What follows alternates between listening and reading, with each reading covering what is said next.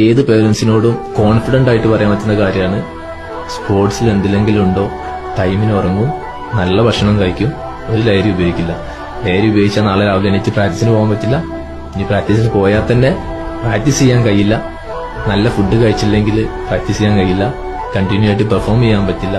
ഈ വീഡിയോ കണ്ടപ്പോൾ എനിക്ക് പ്രത്യേകിച്ച് പറയണം എന്ന് തോന്നിയത് എൻ്റെ ഒരു എക്സ്പീരിയൻസും കൂടിയാണ്. ഞാനൊരു സ്പോർട്സ് പ്ലെയർ ആയിരുന്നു, അതായത് ഒരു നാഷണൽ ലെവൽ പ്ലെയർ ആയിരുന്നു.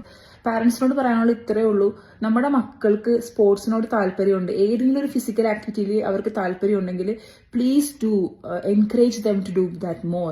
ഒരിക്കലും ഈ ഒരു സ്പോർട്സിനോട് ഇൻട്രസ്റ്റ് ഉള്ള അല്ലെങ്കിൽ അതിനോട് അഡിക്ഷൻ ഉള്ള പിള്ളേർക്ക് വേറെ വഴിയിലോട്ട് പോകാൻ പറ്റില്ല. ഒരു അൺഹെൽത്തി പ്രാക്ടീസസ് എന്നെല്ലാം മാറി നിൽക്കാൻ പറ്റും. നമുക്കറിയാം ഈ ജനറേഷൻ ഏറ്റവും കൂടുതൽ ഫേസ് ചെയ്യുന്ന ഒരു കാര്യമാണ് screen time addiction. Screen time കൂടുതൽ വരുന്നു, ഓൺലൈൻ ഗെയിംസ്, പിന്നെ പല പല യൂസേജസ് വരുന്നു, ഇൻക്ലൂഡിങ് ഡ്രഗ്സ്.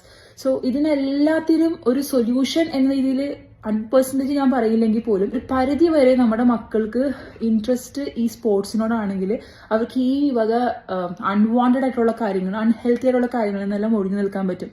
അവരുടെ എനർജി കറക്റ്റായിട്ട് ചാനലൈസ് ചെയ്ത് പ്രൊഡക്റ്റീവായിട്ട് യൂസ് ചെയ്യാൻ അവർക്ക് പറ്റും. അതോടുകൂടെ തന്നെ എന്തോരം നല്ല നല്ല ക്വാളിറ്റീസ് ആണെന്നറിയോ പിള്ളേർക്ക് വരുന്നത്. അവരുടെ ഈറ്റിംഗ് ഹാബിറ്റ്സ് കറക്റ്റ് ആവുന്നു. അതേപോലെ ടീം വർക്ക്, റെസിലിയൻസ്, ഒരു പ്രശ്നം വന്നു കഴിഞ്ഞാൽ അതിനെ ഫേസ് ചെയ്യാൻ പറ്റും. ഫെയിലിയേഴ്സിനെ കണ്ട് വളരാൻ പറ്റും. ഒരിക്കലും ഒരു സ്പോർട്സിൽ പോകുന്ന കുട്ടികൾ എപ്പോഴും വിന്നിങ് അല്ലല്ലോ.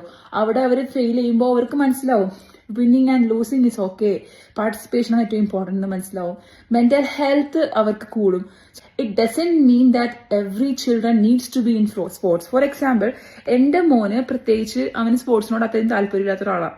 സോ നമ്മുടെ മക്കൾക്ക് എന്തിനോടാണ് താല്പര്യം, ആർട്സ് ആണോ അല്ലെങ്കിൽ സ്പോർട്സ് ആണോ എന്തെങ്കിലും മ്യൂസിക് ആണോ, അതിലേക്ക് അവരുടെ എനർജീനെ ചാനലൈസ് ചെയ്യുക എന്നുള്ളതാണ് നമ്മുടെ ഡ്യൂട്ടി.